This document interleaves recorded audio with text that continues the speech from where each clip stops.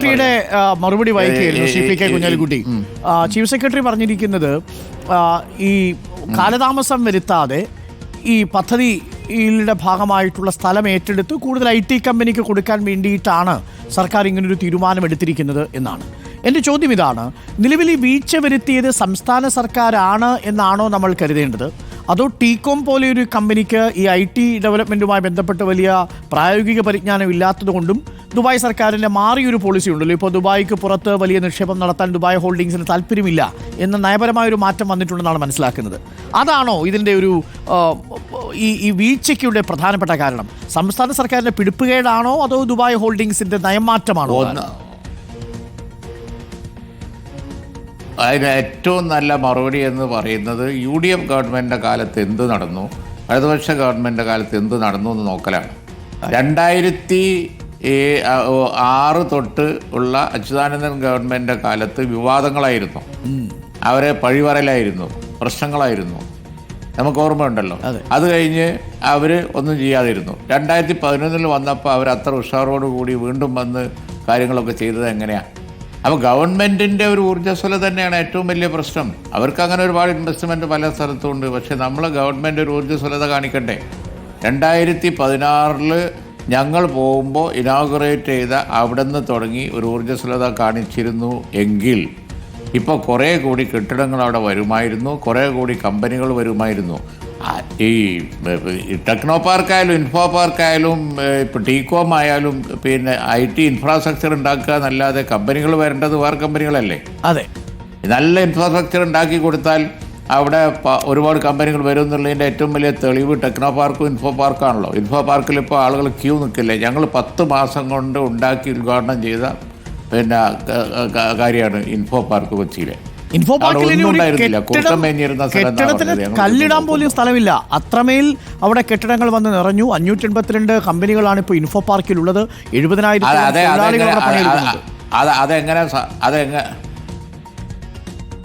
അതെങ്ങനെ സംഭവിച്ചു?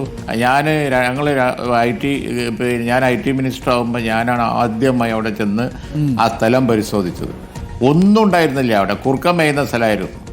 അവിടെ ഞങ്ങൾ 10 മാസം കൊണ്ട് ഇൻഫോ പാർക്ക് കെട്ടി. ഞങ്ങളുടെ സമയത്ത് തന്നെ ഇൻഫോ പാർക്ക് ഫില്ലായി. അതാണ് ഇപ്പോൾ ഒരു ഉദാഹരണം പിന്നെ പറയാനുള്ളത്. ഇവിടെ ടീകോം അത് പൂർത്തിയാക്കിയിരുന്നു 2016 ഉള്ള അതേ സ്പീഡിൽ. 2016 ശേഷമുള്ള പിണറായി ഗവൺമെൻറ് വന്നതിന് ശേഷം അതേ സ്പീഡ് ഉണ്ടായിരുന്നുവെങ്കിൽ ഇപ്പോൾ സ്മാർട്ട് സിറ്റിയും ഫില്ലാവുമായിരുന്നു.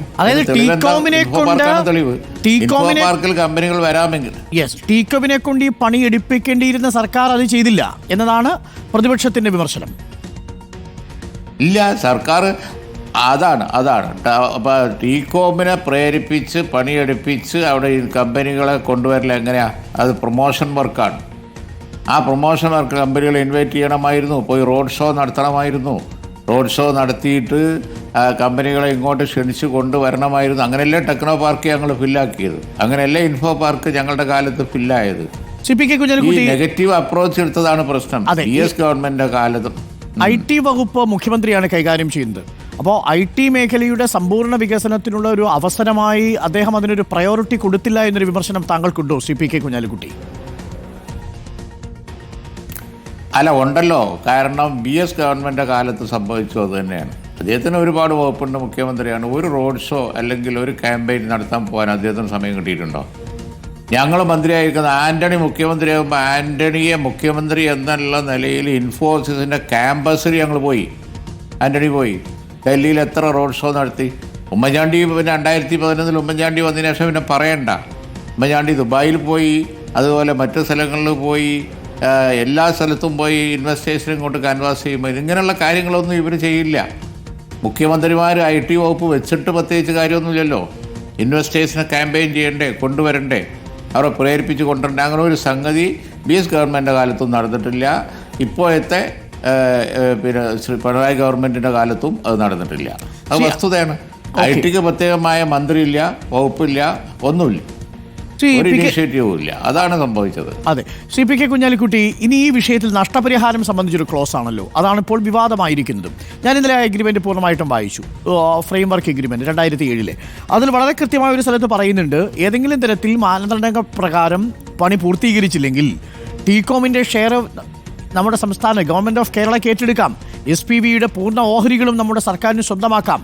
അതിൽ അങ്ങോട്ട് നഷ്ടപരിഹാരം കൊടുക്കാനാണ് ഇപ്പോൾ സർക്കാർ തീരുമാനിച്ചിരിക്കുന്നത്. ഒരു വിചിത്രവാദമാണോ ശ്രീ പി കെ കുഞ്ഞാലിക്കുട്ടി? അത് ഒരു വിചിത്രമായ സംഗതി തന്നെയാണ്. കാരണം എന്താണെന്ന് വെച്ച് കഴിഞ്ഞാൽ, ഇത്രയും വർഷം വെച്ചുകൊണ്ടിരുന്നിട്ട് അവസാനം ഈ ഭൂമി നല്ലതാണ്, ഇനി അത് നമുക്കത് കുറഞ്ഞ സമയം കൊണ്ട് വേറെ എന്തിനെങ്കിലും ഉപയോഗിക്കാം. ഇപ്പോൾ ചീഫ് സെക്രട്ടറി പറയുന്നത് പോലെ നമുക്കത് ചെയ്യാം ഇത് ചെയ്യാം എന്ന് പറയുന്ന ആരെങ്കിലും വിശ്വസിക്കാൻ പോകുന്നുണ്ടോ? ഇത്രയും കാലം വെച്ചുകൊണ്ടിരുന്നിട്ട് ഇപ്പോൾ അവിടെ ഏറ്റവും നല്ല ഇൻവെസ്റ്റ്മെൻറ്റ് IT-യിലാണല്ലോ കേരളത്തിൽ ഏറ്റവും സാധ്യത വരാനുള്ളത്. ഇത്രയധികം ടെക്നോളജിക്കൽ ചേഞ്ച് വന്ന ഒരു സമയത്ത്, ഇപ്പോൾ ചേഞ്ച് വന്ന് AI യുഗമായി മാറി.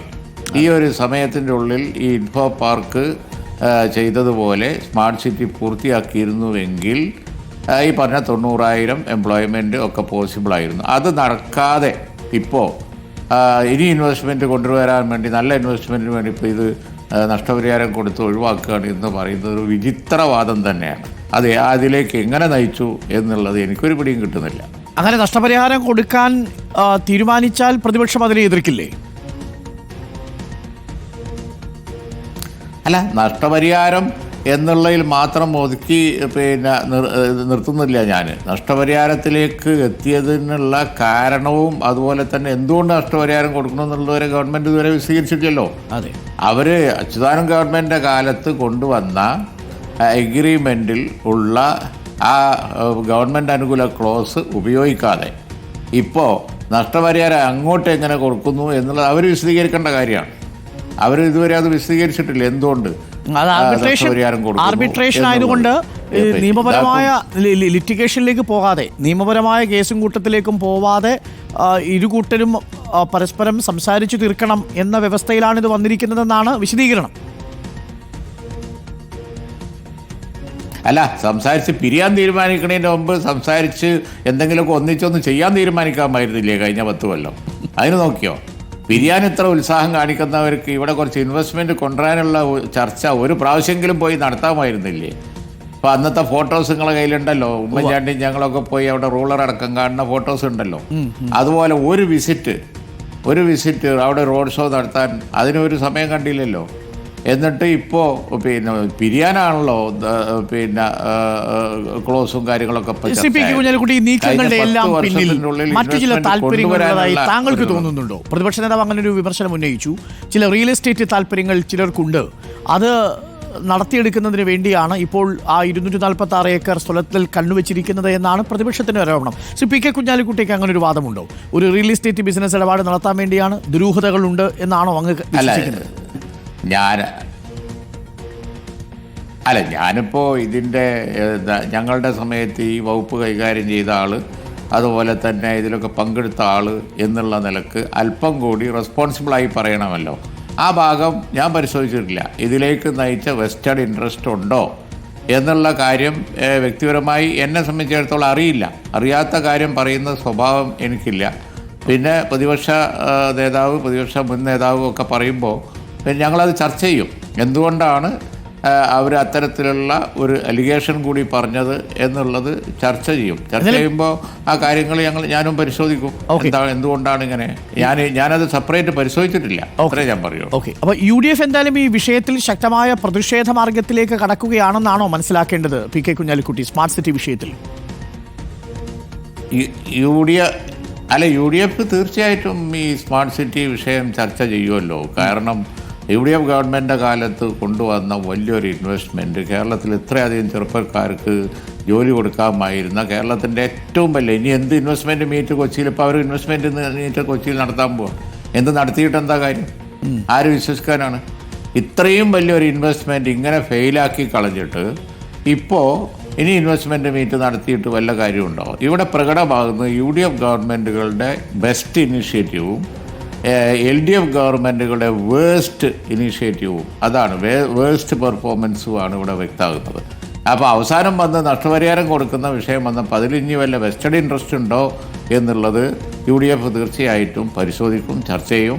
അതിൻ്റെ അടിസ്ഥാനത്തിൽ കോമൺ ആയിട്ടുള്ള പൊതുവായ തീരുമാനം എടുക്കും. ഓക്കെ, CPK, ഞാൻ അതിനകത്തൊരു